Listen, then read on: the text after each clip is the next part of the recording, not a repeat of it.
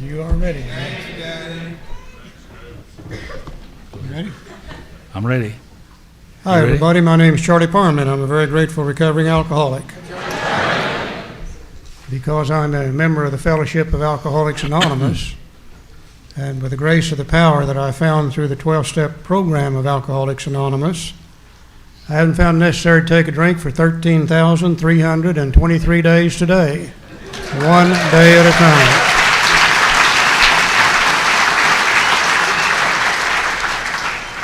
It's great to be back up in this part of the world. It's been a long time since we've been up here. I was sitting here while Joe was talking and Denny was talking, and I was just looking around the room. You guys are about the finest looking bunch of sick people I've seen in a long time. You're looking great tonight. You're looking great. We always like to say as we start one of these things that we do not consider ourselves to be the gurus of the big book Alcoholics Anonymous. We don't consider ourselves to be the experts on anything at all. We're just two old drunks, met together several years ago, found we have a mutual interest in the big book, studied it together for quite some time, and hopefully we've learned a few things about it. And those few things we've learned about it, we just love to be able to share them with other people. We do not attempt to speak for AA as a whole, and you are most certainly free to agree or disagree with anything that we say throughout the entire weekend. In fact, if you hear us saying things that can't be reconciled with what's in the big book, we suggest you don't pay any attention to those things at all. And we'll try to keep most of our comments centered on the book itself. We also like to recognize the fact that the mind will only absorb about what the rear end will stand. Some of these sessions do become quite long. For instance, tonight we're not going to take a break. If we do, we'll just be here way too late this evening. But if you feel the need to get up and move around a little bit, please feel free to do so. If you feel the need to go out and smoke a cigarette, get a cup of coffee, please feel free to do so. That's not going to bother us at all. Or if you feel the need to go get rid of a cup of coffee, please feel free to do so. That's not going to bother us either. No sense in sitting there suffering in silence when you don't need to. As we go through the book, we love to laugh. We love to cut up. We love to tell jokes. We love to hear other people laugh also. And from time to time, we may stop whatever we're doing, tell a little joke just to get some humor started. And if we tell one and it's not funny, well, go ahead and laugh anyhow. It'll be good for you and good for us and good for everybody else if we can approach this thing with that idea in mind. That we're not going to try to learn something about the big book, but we're going to have some fun while we're doing it. I think we're all in for a good, exciting weekend. And I always like to start it by telling a little joke, and I think it's so appropriate for we alcoholics. And the joke I love the most is a story about the brain surgeon. The brain surgeon had developed a way to transplant the human brain in its entirety. Been doing it for a long time with the other organs of the body, but he figured out a way to do it with the brain. And this older fellow went to him and said, "Doc, I've been having problems with my brain. I can't figure anything out anymore. I can't think. I can't remember. Do you think you can do anything to help me out?" The doctor said, "Well, let's give you a good physical, and if your body's okay, then we'll take a look at the brain." So he gave him a good physical exam, checked him out, and he said, "Oh yeah, your body's in great shape." He said, "I believe we can transplant a brain into your head and everything would be just great." And the old man said, "Okay, what do you have to offer?" And the surgeon said, "Well, let's go up in the display room and I'll show you what we've got on stock at the present time." He took him up in a display room and he said, "Now over here in this case I have the brains of an attorney." And he said, "I could transplant this in your head and everything would be great and it'll cost you $20,000. The old man said, "Well, do you have anything else?" And he said, "Oh yeah.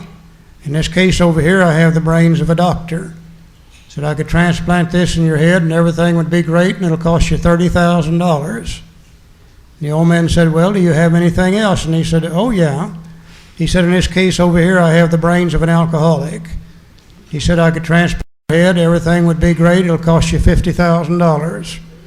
The old man said, I don't understand this deal. $20,000 for the attorney's brain, $30,000 for the doctor's brain, and $50,000 for an alcoholic's brain? The surgeon said, well, hell yes, man, it's brand new, it's never been used before.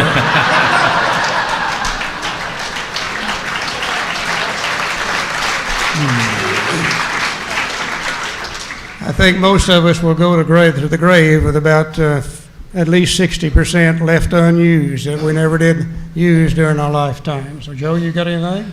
Well, I was going to tell a story before he threw me off and caused me to read that preamble, but the story of this little Aflac duck, you know the little Aflac duck? Well, he went in the grocery store one day and he asked the produce manager if he had any grapes. He said, no, we don't have any grapes. So the next day he went in there and said, sir, do you have any grapes? He said, I told you yesterday I don't have any grapes, and I still don't have any grapes. The next day he went in and he said, sir, do you have any grapes? He said, look, I've told you twice now we don't have any grapes. We still don't have any grapes. And if you come in here one more time asking for grapes, I'm going to staple your feet to the floor. And next morning he walks in, he said, sir, he said, yes. You have any staples? He said, no. He said, you got any grapes? I don't know why I like it. I think he may be an alcoholic or something. I don't know. Okay. If we're going to study the big book, which of course is what we're here for this weekend, I think we probably ought to go back and look at just a little bit of the history behind the book, to look at a few of the things that the original members had to go through, things they had to learn, some of the things they had to do in order to recover from alcoholism. And if we can do that, then I think it's going to make it a lot easier for us to understand the book as we go through it.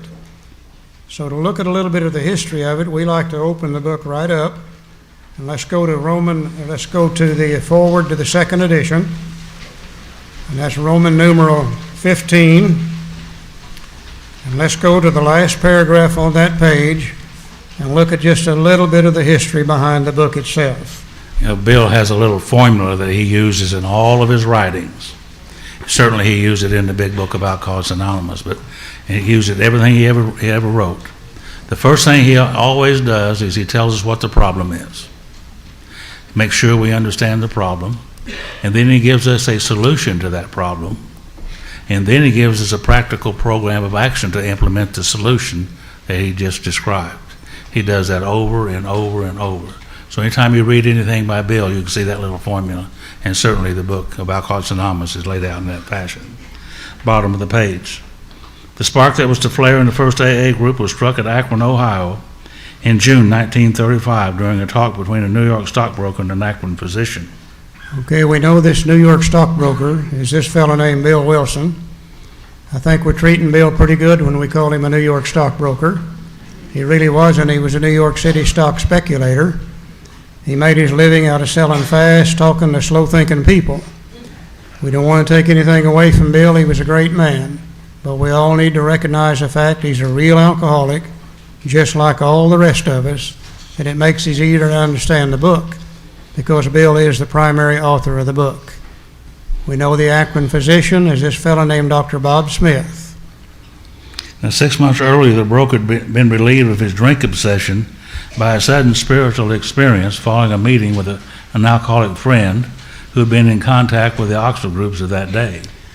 As we get into Bill's story later on, we're going to see where there was a fellow named Ebby Thatcher that came to see Bill in Bill's kitchen in the latter part of November of 1934. And he was an old drinking buddy of Bill's, an old school friend of Bill's. And he sat down with Bill and he gave him what turned out to be two very vital pieces of information. He said, Bill, people like you and I that have become entirely powerless over alcohol, if we're going to recover from that condition, we're going to have the aid of a power greater than human power.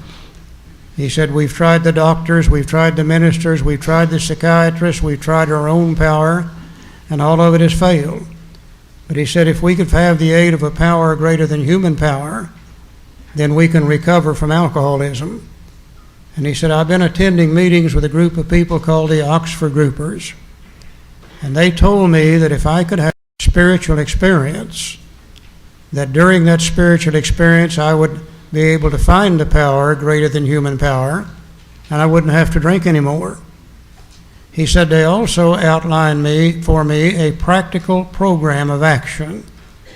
And they guaranteed me if I would follow that practical program of action, I would have that spiritual experience, I would find the power, and I wouldn't have to drink anymore. And he said, look at me, Bill. He said, I've been sober for 2 months. This made a great impression on Bill, because he knew Ebby Thatcher, and he knew how Ebby drank. And he knew that if Ebby had been sober for 2 months, some power, certainly greater than Ebby, had to be working in Ebby's life. And what Ebby really gave to Bill during that particular meeting, he first gave him the solution to alcoholism, the vital spiritual experience during which we find the power greater than human power. Then he also outlined for him that program of action.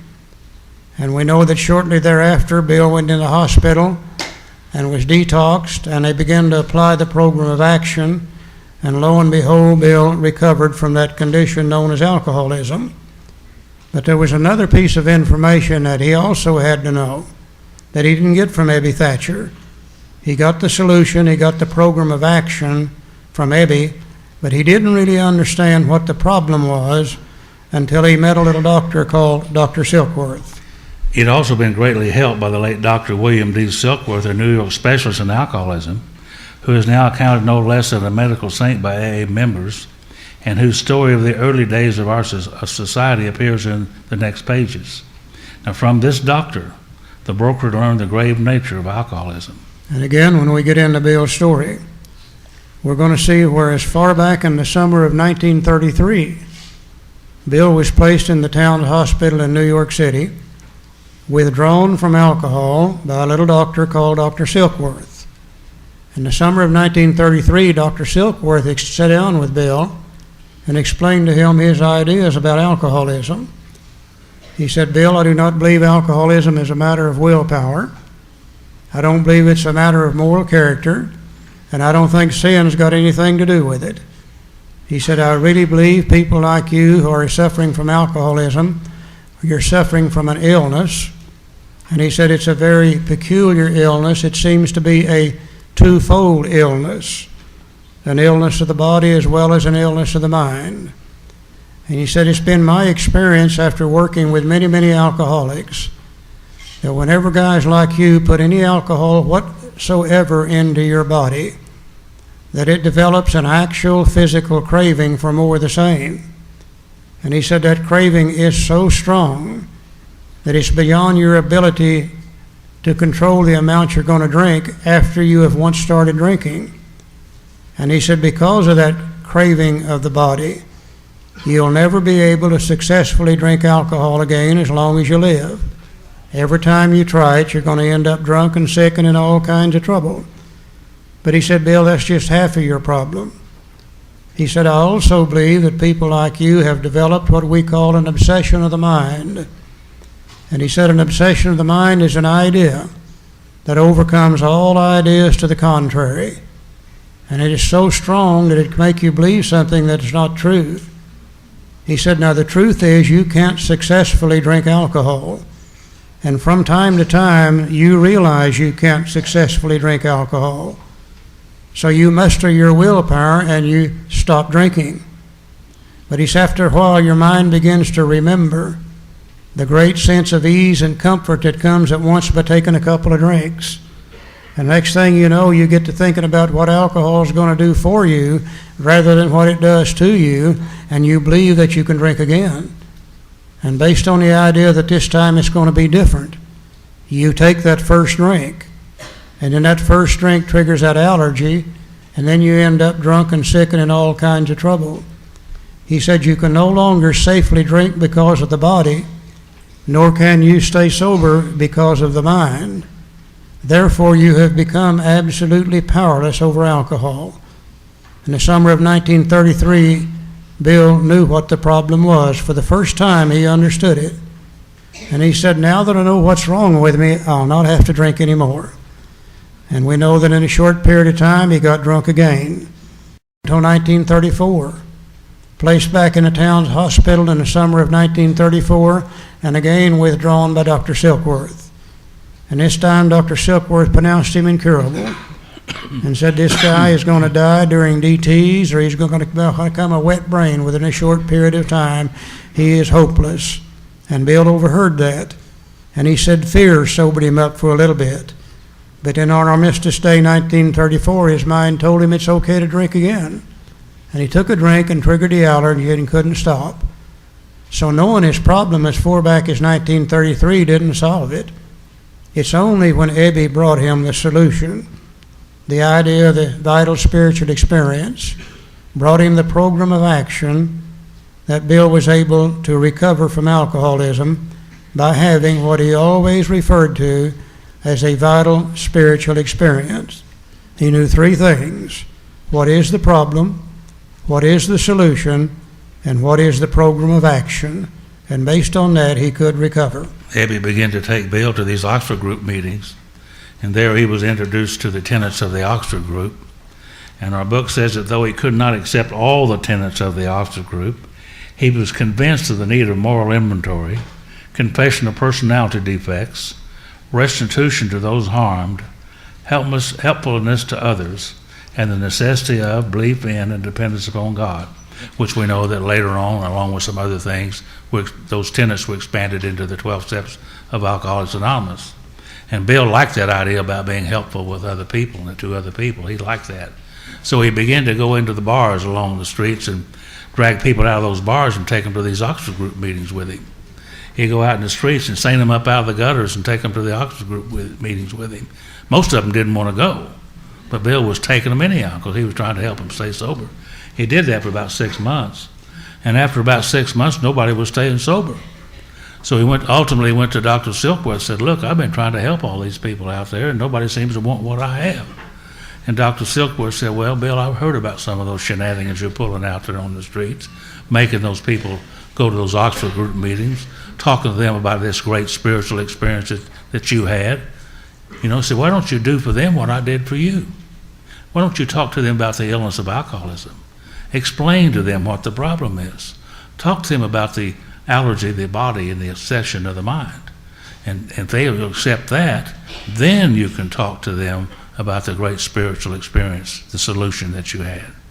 So Bill began to do that. And it says prior to his journey to Akron, shortly thereafter, he went to Akron to engage in a proxy fight. The broker worked hard with many alcoholics on the theory that only an alcoholic could help an alcoholic, but he succeeded only in keeping sober himself. The broker had gone to Akron on a business venture which had collapsed, leaving him greatly feared that he might start drinking again. He suddenly realized that in order to save himself, he must carry his message to another alcoholic. That alcoholic turned out to be the Akron physician. And of course, we know the story that Bill went to Akron to take over this company called the Akron Tool and Machine Company, which was a real plum of a company. And the proxy fight fell through. Bill's back in the Mayflower Hotel, pacing back and forth, wondering what he's going to do. He doesn't have enough money to pay his hotel bill. Certainly doesn't have enough money to get back home on. So what's he going to do? And we know the story that Bill looked off into the bar there off the lobby. People were drinking and smoking and having a good time. He thought he might go in there. And then he said, "No, if I go in there, I'll probably drink again." Then he remembered that every time he helped another alcoholic, he himself felt better. He said, "I think I'm going to go find me someone that I can help." And I think about that story all the time. And I remember Bill wrote a little piece in the Alcoholics Comes of Age. And one of the statements he said, "What slender threads our destiny does lie." And I think about those slender threads, and we all have those slender threads ourselves, as long with Bill. If it was up to me to go into that bar and have a drink, or to go over here and help a drunk, you know which way I'm going, don't you? If I go in the bar, there'd be no AA.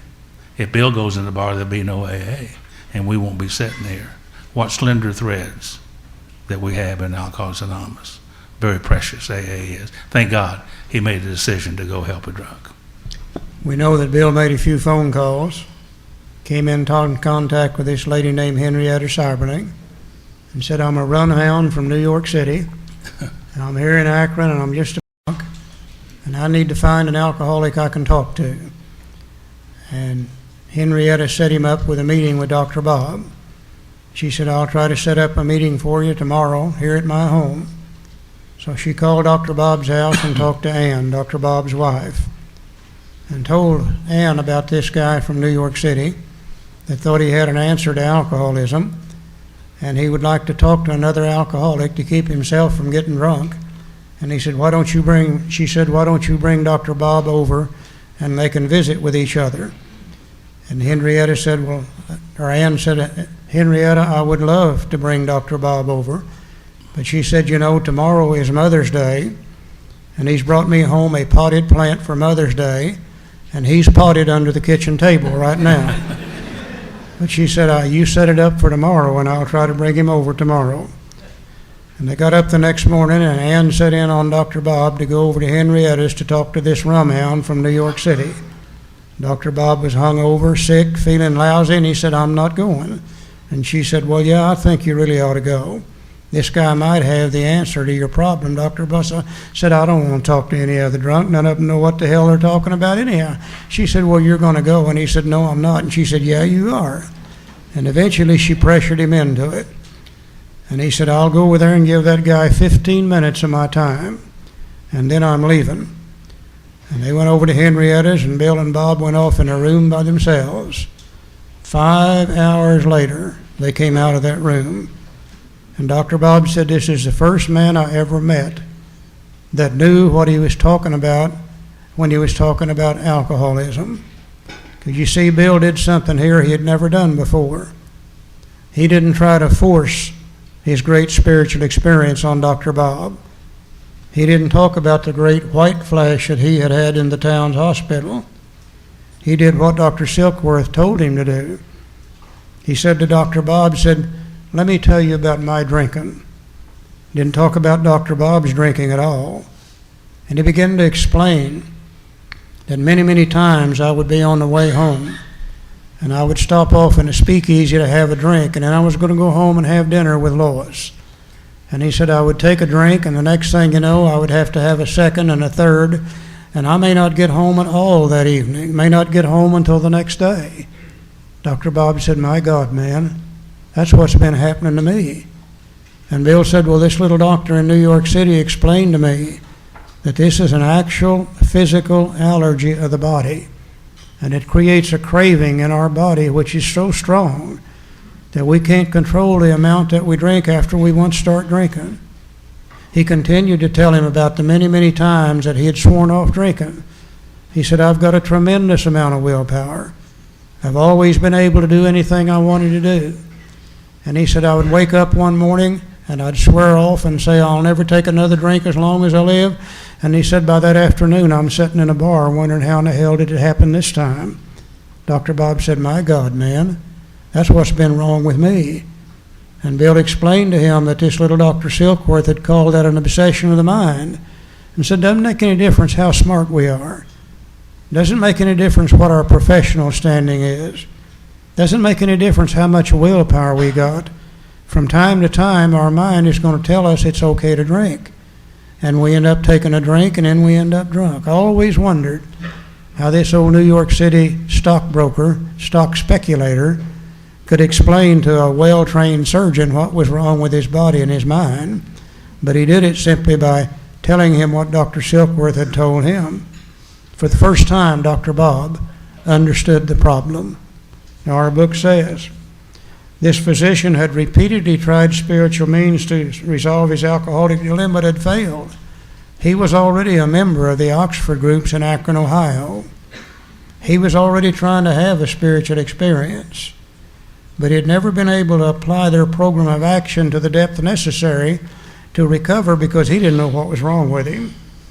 But when the broker gave him Dr. Silkworth's description of alcoholism and its hopelessness, the physician began to pursue the spiritual remedy for his malady with a willingness he had never before been able to muster. He sobered never to drink again up to the moment of his death in 1950.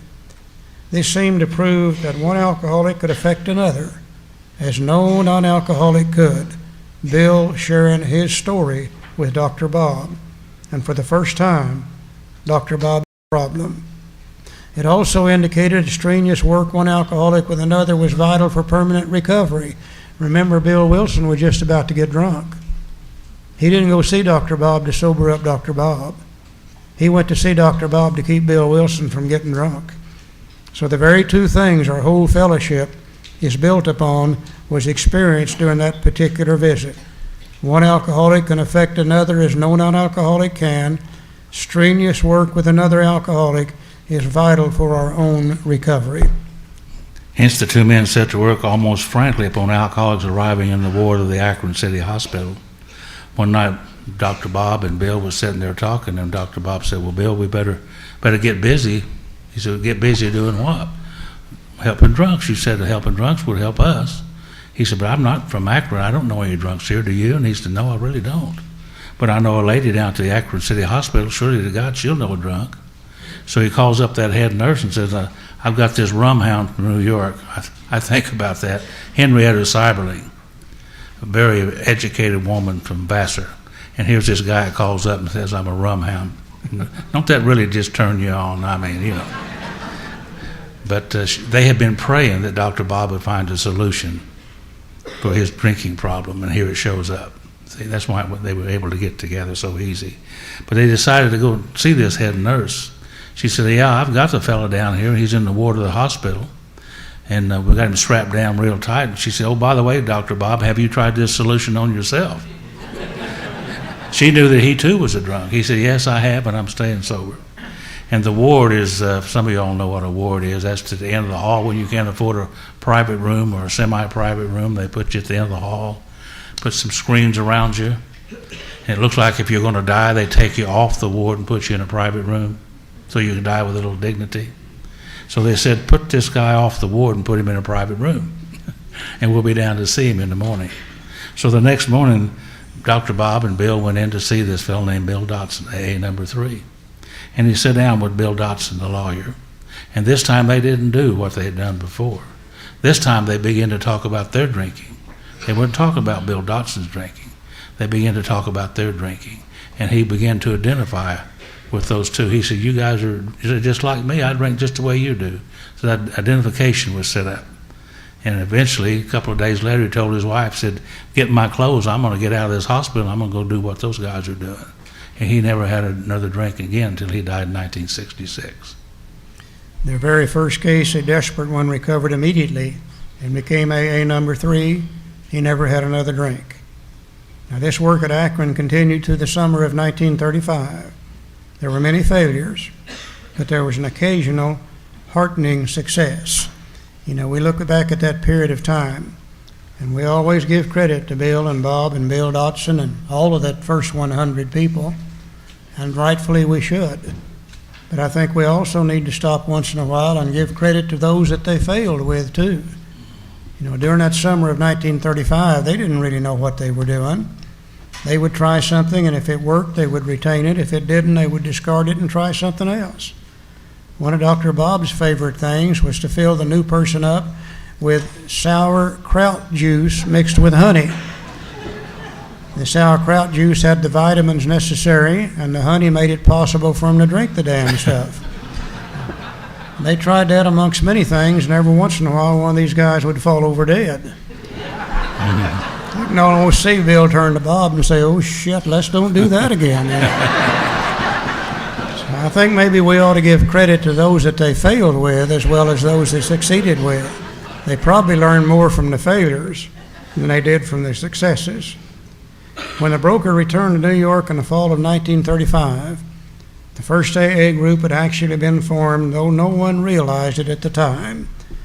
What Bill left behind him in the fall of 1935 was just a few people who were staying sober based on these 3 little pieces of information.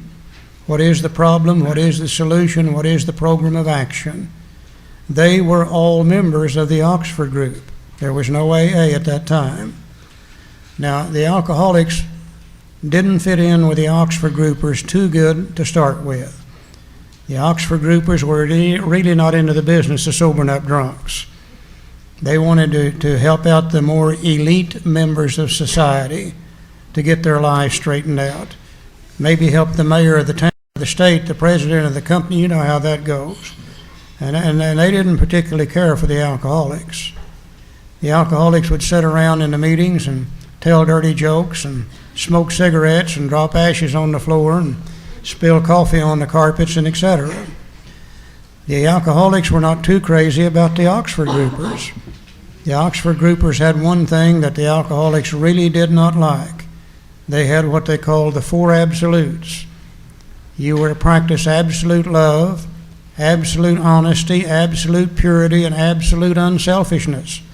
The alcoholics were having a hell of a time being anything except absolute alcoholics. So to separate themselves from the Oxford groupers, they called themselves the drunk squad of the Oxford group. That's what Bill left behind him in Akron in the summer of 1935, the drunk squad of the Oxford group. He went back to New York City, and there he began to apply what he had really learned to do when he called on Dr. Bob. He found him a drunk, and he began to talk about his own story. Didn't talk about spirituality to start with. Talked about the physical allergy of the body, the obsession of the mind.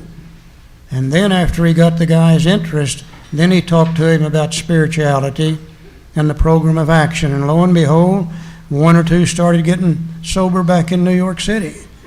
A second small group had promptly taken shape at New York. And besides, there were scattered alcoholics who had picked up the basic ideas in Akron or New York and were trying to form AA groups in other cities. 1937, during the summer, Bill is back in Akron, Ohio, again on a business venture. He goes by to visit with Dr. Bob to see how things are going in Akron. And they sat down and counted heads of those that they knew were staying sober on these three little pieces of information. And they found that there was a total of 40 people staying sober. And I think for the first time, they began to realize we may have found the answer to alcoholism. If there's 40 alcoholics staying sober on it, surely it has some depth and has some meaning. So they said to themselves, well, what are we going to do about this information then? Are we going to keep it for ourselves? Are we going to franchise it and sell it? What are we going to do with it? Now, one of the things coming out of the Oxford groupers always was that if you're going to keep it, you got to give it away. So they began to try to determine what would be the best method of giving it away. And maybe this is the beginning of the group conscience. They decided they didn't want to make that decision themselves. So they called a meeting of those there in Akron. And at that meeting, there was a total of about 17 or 18 people there. Not all were alcoholics. And they discussed how could we best carry this particular information to the greatest number of people. And one of the things they decided to do that night was to build a chain of hospitals stretching all the way across the United States where any alcoholic could go in for detox. Probably Dr. Bob was going to be the head doctor. This is during the Depression. Nobody's got a dime, but we're going to build these hospitals anyhow. They also decided that just not everybody would be able to carry this information, that they really needed to set up a kind of a schooling thing and hire and train some people to carry this message across the country. And surely Bill Wilson was going to be the head missionary, as sure as anything. And one guy said, well, you know, there's never been a decent book written on alcoholism yet. He said, now the Oxford groupers have been writing lots of books on spirituality, and they're selling good. And in those days, people read a lot. You know, this was the days before television. And believe me, there really was a day before television. There really was. And they said, what we need to do is write a book on alcoholism, taking this information that we have learned, put it down in the written form, so that alcoholics in the future will be able to see what their problem is, be able to see a solution to that problem, and be able to see the program of action necessary to do so. They said already, carrying it by word of mouth, it's beginning to become changed. It's beginning garbled. And if we don't get it down in written form, sooner or later it will become absolutely worthless. And they said we could take this book, and it'll be the first book ever written on alcoholism. comprehensive book on alcoholism, it would probably become one of the world's best sellers. They said we could take the profits from the book and we could build the hospitals and hire and train the missionaries. So they decided to do 3 things that night. Thank God only one thing came true. They never did build the hospitals. They never did hire and train the missionaries. And as I look at it now, we didn't need to. Other people have built the hospitals. We didn't need to do that. Other people have hired and trained the missionaries. We call them counselors. We didn't need to do that. But we did do one thing. We wrote a book called Alcoholics Anonymous that came out in 1939. Can you see the mind of the alcoholic working, building hospitals and hiring and training missionaries and earning money? Thank God those things didn't happen. So it's now time the struggling group sought to place their message and unique experience before the world. This determination bore fruit in the spring of 1939 by the publication of this volume. The membership had then reached about 100 men and women. And after they wrote the book, they decided, well, we're going to have to name the book. So they began to talk about what they were going to call the book. Somebody says, well, let's call it The Way Out. Sounds like a pretty good name for a book. Done some research on that, found out there was 12 or 13 other titles called The Way Out, so they discarded that. Somebody come up with the idea, let's call it Comes the Dawn. Good title. Good title, doesn't it sound good? Comes the Dawn. But they decided not to do that. Bill said, well, let's just call it the Bill W. Movement. About 5 seconds later, they said, no, we're not going to do that. And then somebody said, well, let's call it 100 Men. Now, doesn't that sound like a good name for a book? Guys, hey, 100 men? Well, then a woman joined the group. Well, they couldn't call it 100 men and a woman, so they discarded that. And there was a guy there from a nut house, treatment center, and that's the same thing. And they had brought him to the meeting, and he was sitting off in the corner over there, and he was kind of on some of that Thorazine stuff, kind of drooling down both corners of his mouth, began to mumble. And he mumbled off Anonymous Alcoholics, Alcoholics Anonymous. And that kind of caught on. So, hey, let's call it Alcoholics Anonymous. And I think it's rather apropos that a nut from a nut house named Alcoholic. What slender threads do we have? The fledgling society, which had been nameless, now began to be called Alcoholics Anonymous from the title of its own book. So the first Alcoholics Anonymous that the world ever saw was a book titled Alcoholics Anonymous. And in the book Alcoholics Anonymous is the story of how the first 100 men and women recovered from alcoholism. Then the little society, which at that time was only 40 people, it was 100 by the time the book was published, it was 40 whenever they decided to write it. The little society, which had been nameless, now began to call themselves Alcoholics Anonymous from the title of the book. So in 1939, we had 2 Alcoholics Anonymouses. We had a fellowship of men and women who joined together searching for sobriety. We had a book called Alcoholics Anonymous, which had the program of recovery that the first 100 members of AA had used in order to recover. So in 1939, there was no quarrel at all between the program in the fellowship and the program in the book, because all those in the fellowship had used the program in the book. The book began to go out across the country, and somebody up here in Michigan got a copy of this book, read it, studied it, did what it said, recovered from alcoholism, and started an AA group.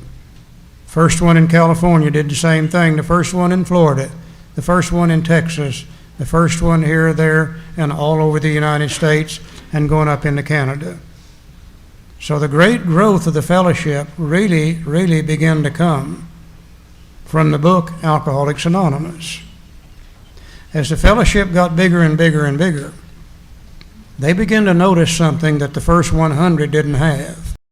they begin to notice the great amount of power that comes from large groups of men and women who have joined together for a common purpose. You know, one of the greatest elements of power to be found anywhere is when a large group of people who have suffered the common peril join together and they help and they support each other, and there's a tremendous amount of power in that. And as the fellowship got bigger and bigger and bigger, then they began to question the severity of the program in the book Alcoholics Anonymous. And they began to say, do you really think we need to do everything that book says? Do we have to turn our entire will and life over to the care of God as we understand Him? Couldn't we just give Him the alcohol and keep the rest? You mean we're going to have to take an inventory of ourselves and write it down on paper and then go talk about it to another human being? We already know it. God knows it. Why in the hell should I share it with another human being? You mean we're going to have to get rid of all of our character defects? Hell, we wouldn't have any personality left at all if we did that. You mean we're going to have to make a list of all those people we've harmed and become willing to make amends to them, even though they've harmed us just as bad? And I begin to say, well, maybe we don't have to do all that. You know, maybe we can kind of treat it like a cafeteria. Maybe we can take some and maybe we can leave some. And the instant they begin to do that, the program and the fellowship of Alcoholics Anonymous began to change. And the program began to become less and less and less and less and less important. Then came the great advent of the treatment centers. Now, please don't get us wrong. We got nothing against treatment centers. They serve a worthwhile purpose. But in most treatment centers, in order to get the funding that comes through the federal government, through the state, through the mental health departments, they've got to talk about a lot of things other than what's in the big book Alcoholics Anonymous. And they began to talk in those treatment centers using terms that had never been heard before. They began to talk about chemical dependency. They began to talk about dual addiction. They began to talk about polyaddiction. They began to talk about meaningful relationships. They began to talk about significant others. Then those people from the treatment centers would come to the AA meeting, and naturally they wanted to talk about what they had learned in the treatment center. So that particular vocabulary began to come in AA and spread all the way throughout AA. And in some cases it got so bad you would go to an AA meeting, and if they didn't read the preamble before the meeting, you wouldn't know what kind of meeting you were in, because they talked about everything except alcoholism and recovery therefrom. You know, we call those group depression meetings. You go in there feeling pretty good. Halfway through the meeting, you might as well just blow your brains out. Hell, there's no sense in living at all. So what we're going to talk about this weekend is not the program in the fellowship of Alcoholics Anonymous. We're going to talk about the program in the big book Alcoholics Anonymous. And thank God the program in the book has never been changed. It's the same today as it was when it appeared in 1939.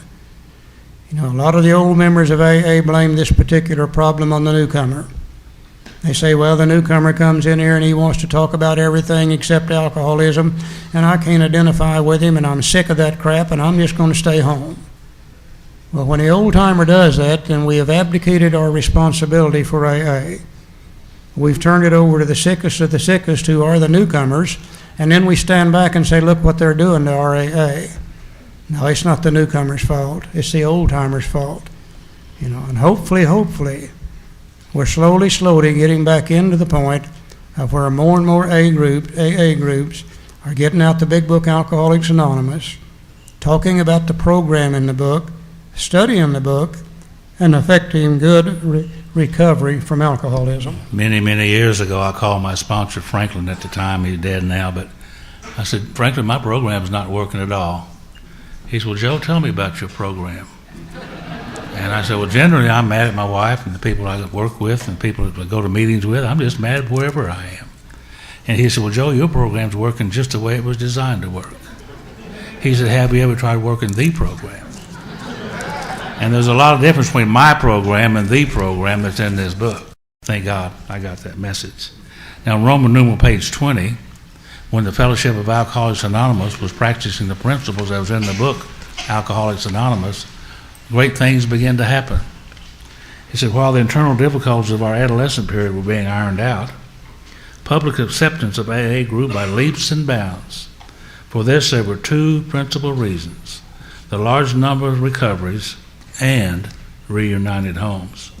These made their impressions everywhere. Of alcoholics who came to AA and really tried, 50% got sober at once and remained that way. 25% sobered up after some relapses. Among the remainder, those who stayed on with AA showed improvement. Other thousands came to a few AA meetings at first decided they didn't want the program, but great numbers of these, about 2 out of 3, began to return as time passed. If my math is correct, that's 75% of those people who came to AA stayed sober. You know, I don't think we can talk about 75. Can't even fantasize about 50% today, 25%, 10% or less. So what happened? The Fellowship of Alcoholics Anonymous got away from the program of Alcoholics Anonymous, and the recovery rate went down. Bill wrote a little pamphlet, and I think everybody in AA ought to have one and read it. 1958, Problems Other Than Alcohol. Bill Wilson wrote this. And right there on the third page it says this. He said, sobriety, freedom from alcohol, through the teaching and practice of the 12 steps, is the sole purpose of an AA group. I'll read that again. Sobriety, freedom from alcohol, through the teaching and practice of the 12 steps, is the sole purpose of an AA group. It's not one of the purposes. It is the sole purpose. The only reason to have an AA group is the practice and teaching of the 12 steps of Alcoholics Anonymous, talking about sobriety. And Bill Wilson said that. And I believe, and I've seen this happen all over the country, when people begin to go back to this and begin to practice and teach the 12 steps, the recovery rate goes back up. I've seen that happen everywhere. Charlie. You know, I think I could say today that an alcoholic who comes to AA and really tries our program according to the Big Book Alcoholics Anonymous, at least 50% of them sober up immediately. 25% sober up after some relapse. And among the remainder, those that stays on come back and get sober too. You know, if they really, really try the program in the Big Book Alcoholics Anonymous. Now, we're not going to preach anymore. That's all the preaching we'll do this weekend. Guarantee you that. No more preaching. Hope you don't believe that. No. Now that we understand a little bit of the history behind the book, let's go to the table of contents. Roman numeral number 5. Let's look at the layout of the book. And let's see if we can't see the same thing here that we were talking about that all the first 100 had to know. You know, in order for you to recover from any kind of problem, and I don't care what the problem is, to recover from a problem, you first have to understand the problem. And the problem with alcoholism, for thousands and thousands of years, nobody ever understood the problem of alcoholism. It's only when Dr. Silkworth came along in the 1930s, talked to Bill Wilson, we began to understand the problem of alcoholism. And Bill knew the problem, but that wasn't enough to recover. He also had to know the solution. He also had to know the program of action. And then he recovered from alcoholism. Dr. Bob knew the solution. He knew the program of action, but he didn't know the problem. It's only when he learned the problem that he could recover from alcoholism. So they decided to take the information that they had gathered and put it down in written form in the same sequence necessary for them to recover from alcoholism. And the first thing we got to know in order to recover from alcoholism is what is the problem. And we find it in the doctor's opinion and in Bill's story. A little bit of it in chapter 2 and 3, but most of it in the doctor's opinion and Bill's story, we'll find out what the problem is. We'll find out why we are powerless over alcohol and why our lives have become unmanageable. So really, in the doctor's opinion and Bill's story, we're primarily dealing with step 1, and we'll boil step 1 down to just one. we are powerless. In our case, we're powerless over alcohol. Now, if you're powerless, then obviously the answer is going to lie within power. And remember that Abby said to Bill, we're going to have the aid of a power greater than ourselves.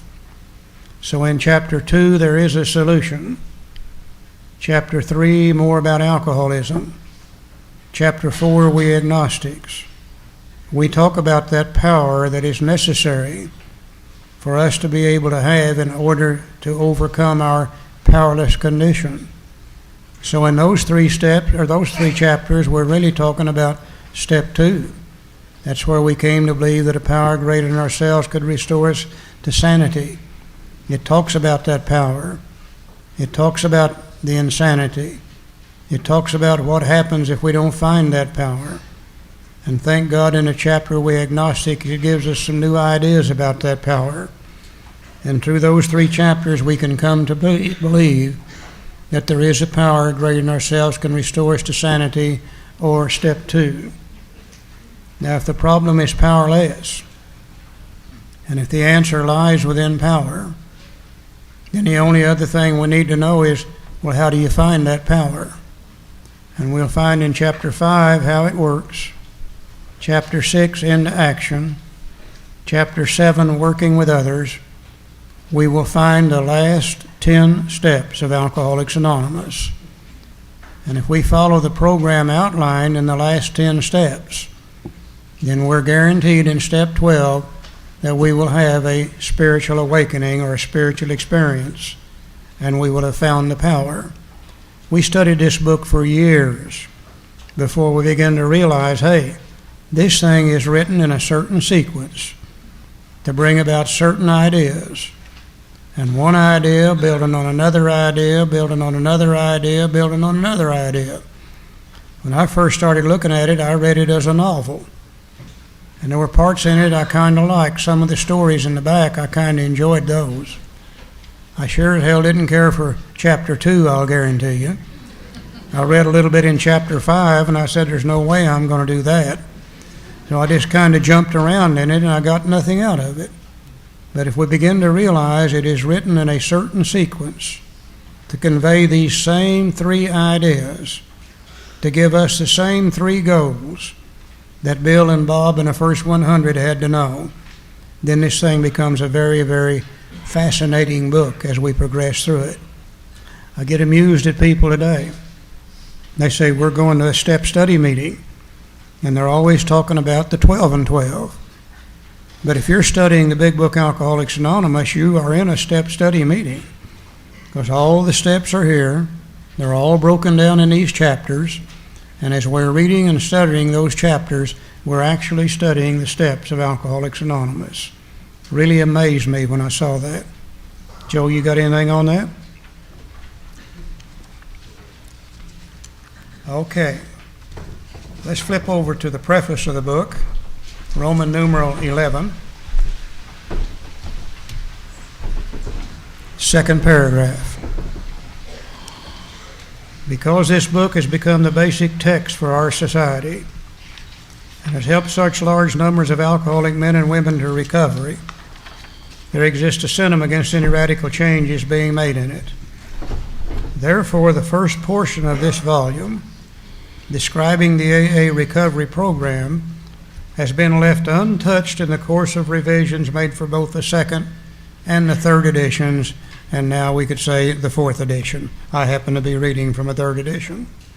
I think there's 2 ideas there we need to look at. Number 1, because this book has become the basic text for our society. I see the word basic text. I think I'm alerted to the kind of book I have in front of me. You know, there's all kind of books in the world today. We've got novels written some on fact and some on fiction. We've got biographies, we've got autobiographies, we've got concordances. We could name lots of different kind of books. But there's one kind of book that we all know about and we all are familiar with. And some of us don't like it at all. And those are things called textbooks. Remember how you had to use them in school? You had to read and study when you really would rather be outside doing something else. You had to with the possibility of failure and etc. And many of us have an aversion to the idea of a textbook. For some reason, every time I think about textbook, I think about cheating. I don't know why that is.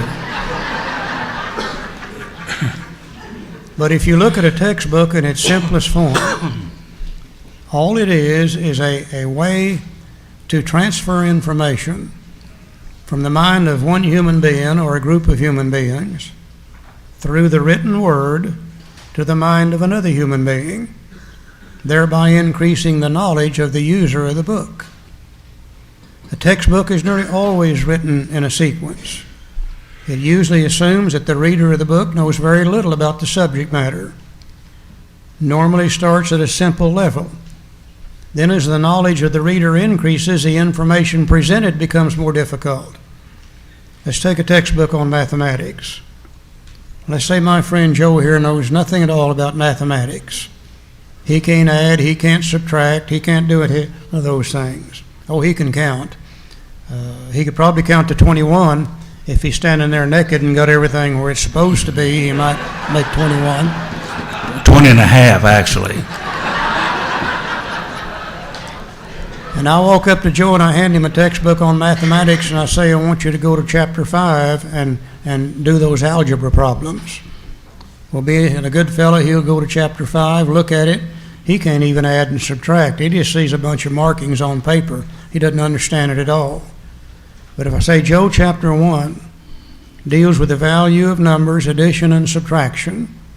If you'll read it, study it, ask questions, let me help you, by the time you're through with chapter 1, you'll know how to add and subtract. And sure enough, he learns how to do that. And I say, now that you know how to add and subtract, you can go to chapter 2, and you can learn fractions and decimals. And then you can go to chapter 3 and learn a little more. And finally, by the time he gets to 5, his mind is prepared for the algebra problems. I think the greatest mistake being made in AA today, and I see it happening all the time, is somebody will hand a newcomer the big book Alcoholics Anonymous. They'll say, go to chapter 5 and do what it says and you'll be okay. The newcomer goes to chapter 5 and they read a series of algebra problems. Step 1 said, we admitted we were powerless over alcohol, our lives had become unmanageable. The newcomer said, man, I'm not powerless over anything. They have no idea what we mean by that statement. Step 2 says, came to believe that a power greater than ourselves could restore us to sanity. Newcomer said, man, don't tell me I'm crazy. Yeah, I do stupid things when I'm drunk, but when I'm sober, I'm like other people. They have no idea what we mean by that statement. Well, if you're not powerless and you're not nuts, then you don't need to be making a decision to turn your will and your life over to the care of something you don't understand in the first place. And we present them with an impossible situation. If we can do nothing else all weekend, I hope we're going to be able to see the value of the doctor's opinion and the first 4 chapters. They are where we get the information to prepare us for the algebra problems in chapter 5. You see, chapter 5 starts with step 3. Very difficult to start with 3 unless you got 1 and 2 behind you. And it's very difficult to get 1 and 2 behind you unless you understand what they're talking about in those 2 steps. Standard textbook procedure. I think the other thing that is so important, since this book has helped such large numbers of alcoholic men and women to recovery, there exists a sentiment against any radical changes being made in it. Therefore, the first portion of this volume describing the recovery program has been left untouched in the course of revisions made for both the 2nd edition, 3rd edition, and 4th edition. The only changes we've made are the stories in the back of the book. In 1956, they said, you know, those stories in the back of the book no longer accurately reflect the membership. They were nearly all men, most of them low bottom, fairly aged. More and more people were coming in AA that were high bottom. More and more women were coming in. People were coming in at a younger age. They said, we need to change those stories in the back of the book. There's where the newcomer finds their identification. So they came out with the 2nd edition. Did the same thing in 1976. Did the same thing with this recent edition of the 4th edition. But the recovery program itself has been left absolutely changed, period. I think that's one of the greatest miracles of Alcoholics Anonymous. God, you know how we love to change things. And everybody that's ever read this book has rewritten it in their mind at least twice. But collectively, we've never found it necessary to change our recovery program. I wonder why. It works, doesn't it? It works just as good today as it did in 1939. Why? I think there's three reasons. Number one, alcoholics haven't changed. They're still doing the same thing today they did in 1939. They get drunk, they get in car wrecks, they get in knife fights, they get in hospitals, they get in divorce courts, they get in penitentiaries, and they get in the graveyards. They're still doing the same things today that they were doing back in 1939, the same fun things, they think. Alcoholics haven't changed a lick. Alcohol hasn't changed. Oh, they've changed the names of it, the colors of it, the containers of it, but alcohol itself remained exactly the same thing as it was in 1939. They got stuff today I never even heard of. I heard them talking not long ago about peach fuzz. God, I don't have any idea what peach fuzz is, but if it's got alcohol in it, it'd make me just drunker than hell, just sure as anything. Human nature never changes. It's the same thing today that it was 2 or 3, 4, 5,000 years ago. And that's what this book really deals with. It deals with the alcoholic, it deals with alcohol, it deals with human nature. Collectively, we've never found it necessary to change it. I think that's a real miracle. As far as the table of contents is concerned, I think if we will get the picture of the table of contents, which Charlie went over a while ago, and realize that this book is laid out in a certain sequence to bring about certain ideas, that each page and each chapter is right where it belongs, this book becomes a very fascinating book. It opens up, because as I said, and most people read it haphazardly back and forth all over the place. I was in the printing business all my life. I owned a company that printed books like this. I've sat in on many, many meetings about how to lay out a book. I know these things. It never dawned on me that this book was laid out in that way. After all, a bunch of old drunks wrote it, so what would they know about a book? Come to find out, they had a lot of good information about how to lay out a book. They got that from some very learned men and women in the printing fields about how to lay out a book. But this book becomes very, very fascinating. Again, it's like Charlie says, transfer information from the mind of one group of people to the reader of the book, increasing the knowledge of the reader of the book. And that's what we need, is the knowledge about alcoholism. I didn't know about alcoholism before I come to AA. Where would I have learned that? They didn't talk about these things in the bars I hung around in. Didn't talk about it in the Zebra Lounge at all? No, not in the Zebra Lounge or the Misty Dawn, for sure. So I was uninformed, and I needed to be informed about what my problem really is, and I didn't know. But this book tells me. It's a fascinating book once you understand how it's laid out. And then the book becomes open up our minds to the possibilities. As I read it today, I love to think about the idea that the first 100 men and women are transferring information from their mind through the written word to my mind, and teaching me what they knew about how to recover from alcoholism. And that's all any textbook ever does. Certainly that's all this one does. Let's go to the foreword to the first edition for just a moment. Roman numeral 13. And it says we. And that's the biggest word in Alcoholics Anonymous, we. We can do what I cannot do. In the foreword to the first edition, the word we is used 17 different times.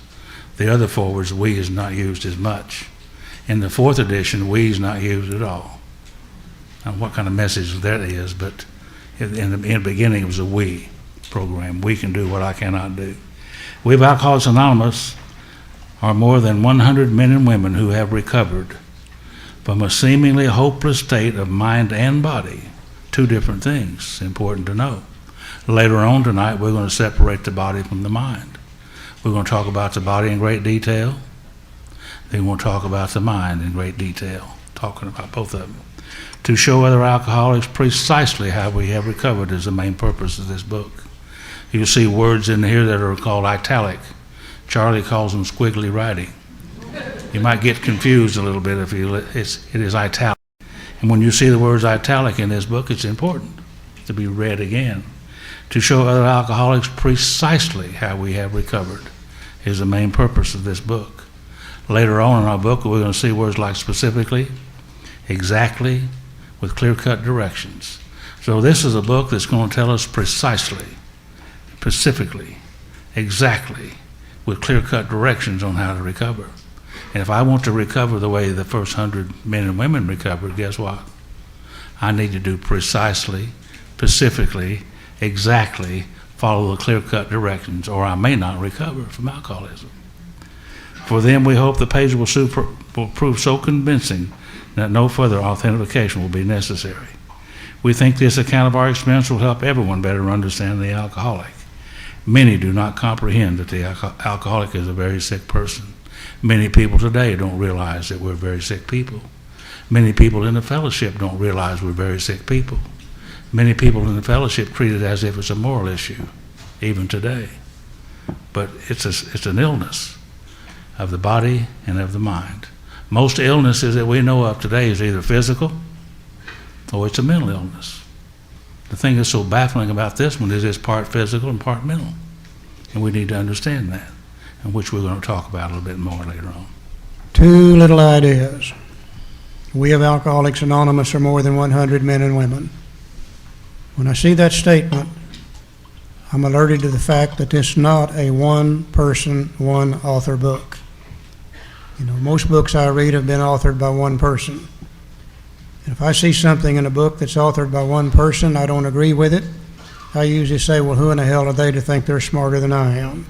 And I just ignore it. But if I do that with the big book Alcoholics Anonymous, I'm not going to be arguing with one person. I'm going to be arguing with 100 men and women. They told Bill in 1937, the first 40 said, Bill, we want you to write the book. They said, you know more about it than anybody else does, and you've been sober longer than anybody else, and at that time just a little over 3 years. But they said, Bill, this is not to be your book, it's to be our book. And as you write those chapters, we want to see them. And we will add to, change around, delete from, whatever is necessary. When we're through with it, it'll be the collective knowledge, experience, and wisdom of all 40 of us. By the time the book was finished, that was 100 instead of 40. So I've got to remember today that if I'm going to argue with what's in the content of this book, then I'm not going to be arguing with one person. I'm going to be arguing with 100 men and women. And I'm going to be arguing with 100 men and women who have recovered from the same thing that's killing me as a practicing alcoholic, a hopeless state of mind and body. And when I realize that, it makes it a little more difficult for me to argue with it. When I realize that I'm dealing here with 100 people who have recovered from the same thing that's killing me. I think the other thing that is so important to show other alcoholics precisely how we have recovered is the main purpose of this book. Precisely how we have recovered is the main purpose of this book. It's kind of like making cake. Let's say we go to a potluck meeting in AA somewhere. Somebody's made a beautiful strawberry cake. That's my favorite cake. If you ever make me one, please make it strawberry. I love it. Every once in a while, somebody brings him a strawberry cake, and we get lucky. Yep. And I bite into that cake, and it's just perfect. The texture's right, the moisture content's right, the taste is right, everything is just right. And I say, who made this cake? Well, you being a good cook, you'd say, well, I made it. And I say, well, would you tell me how you did it? And you say, yeah, I'll be glad to. And you sit down and you write out for me a precise set of directions on how to make that cake. You tell me the ingredients to put in it, the quantity of the ingredients to put in it, the sequence in which to mix them together, the temperature at which to bake it, and how long to bake it. Now, if I take your directions in my kitchen and I follow them precisely as you've laid them out, then when that thing comes out of the oven and cools off and I bite into it, I think I could expect it to taste exactly like your cake tasted. But if I take your directions in my kitchen and my keen intellectual alcoholic mind begins to work, it may say, Not sure about this 2 cups of sugar. It probably really ought to have 3. Or instead of 4 eggs, I think I ought to put 6 in it. Instead of baking it at 375, it ought to be baked at 450. Instead of baking it for 18 minutes, I ought to bake it for 32. And when that thing comes out of the oven and cools off and I bite into it, sure, I'm going to be biting into a piece of cake. But I wonder how closely it would resemble your cake, which was my reason for making it in the first place. A precise, specific, clear-cut set of directions on how to recover from alcoholism. And if I don't want to recover as the first 100 did, and I follow those directions, and I can expect to get what they caught, recovery, which brings up the word recovery and recovered. We hear people fighting about this all over the country. Can you really recover from alcoholism? Well, by golly, I hope we can. If we can't, we're in a hell of a bad shape. I will never be cured of alcoholism. But I tell you what happened to me before I came to AA. I lived in a hopeless condition of body and mind. I could not drink without getting drunk, and I could not keep from drinking, and my life became an absolute living hell. I came to AA. I followed the program in the big book Alcoholics Anonymous. I still can't drink without getting drunk, but by golly, I don't have to drink. I've recovered from that hopeless condition of mind and body known as alcoholism. I'll always be alcoholic, but I've recovered from alcoholism. And we're going to see the word recovered all the way through the book. Joe? Now we're going to go to the doctor's opinion. Roman numeral page 23 in the 3rd edition, and I believe it's 25 in the 4th edition. We'll try to keep up with those page numbers if we can. The doctor's opinion is very, very important. From it, we learn what our problem really is. See, I had no idea. It said that most people don't have any comprehension of our problem. I certainly didn't have any idea what my problem was. I come to AA my first time, and I stood in the back of the rooms, and I looked down at my feet, and I was ashamed of what I had become, because I'd done everything that that anybody could do, and I was very ashamed of what I had become. And if you knew me like I knew me, you wouldn't like me either. I didn't like me. And I stood in the back of the rooms. Had no idea. I thought it was a moral issue. I thought that was my problem. 1975, we were in a hotel room way back, and Charlie and I and Joe and some other people were in my hotel room, and we were talking about the doctor. They were talking about the doctor's opinion. I was listening.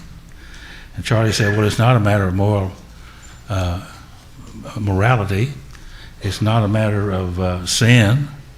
Not a matter of lack of willpower. And I said to myself, well, if it's not any of those things, well, what in the hell is it? What am I trying to recover from? You see, I need to know that. And we talked about the doctor's opinion. Now, what Charlie said earlier, the big book had not been changed. Well, they made one little change, big change, in 1956 in the second printing of the book. In the second printing of the book, they took the doctor's opinion off of page 1. In the first 16 printings of the Big Book of Alcoholics Anonymous, the doctor's opinion was on page 1. They moved it into the Roman numeral sections. And you all know that we don't read Roman numeral sections, do we? And skip right over those babies.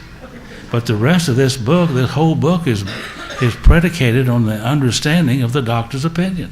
And if we don't understand the doctor's opinion, I don't know what we're doing in AA. You see?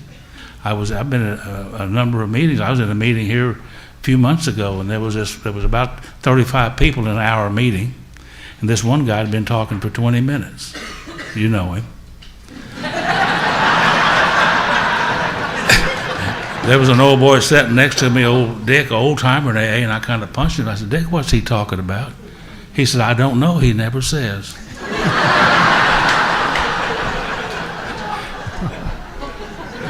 But he wasn't talking about the program of Alcoholics Anonymous, I understand it. But the doctor's opinion, very, very important. And need to know and understand that, because the rest of the book is going to tell us how to recover from that condition of body and mind that he talks about. That was Bill's first experience in recovery. He was in the hospital, I think, 3 different times. And each time, Dr. Silkworth explained to him what his opinion was at that time. And another little story years ago, 8 or 10 years ago. I was talking at a place, you call it leading here, we would call it talking down there. And after the meeting, this fellow old timer come up to me and said, "What were you reading?" And I said, "Well, I was reading the doctor's opinion." And he said, "Well, what book did you get it out of?" And I said, "Well, out of this big book." I had one of the little softback versions of the big book that had just come out. He said, "Show that to me," and I did. And he left. The next day he walked up to me, and before he got to me, he started crying. I mean, real big tears. He said, "Joe, I've been a member of Alcoholics Anonymous, sober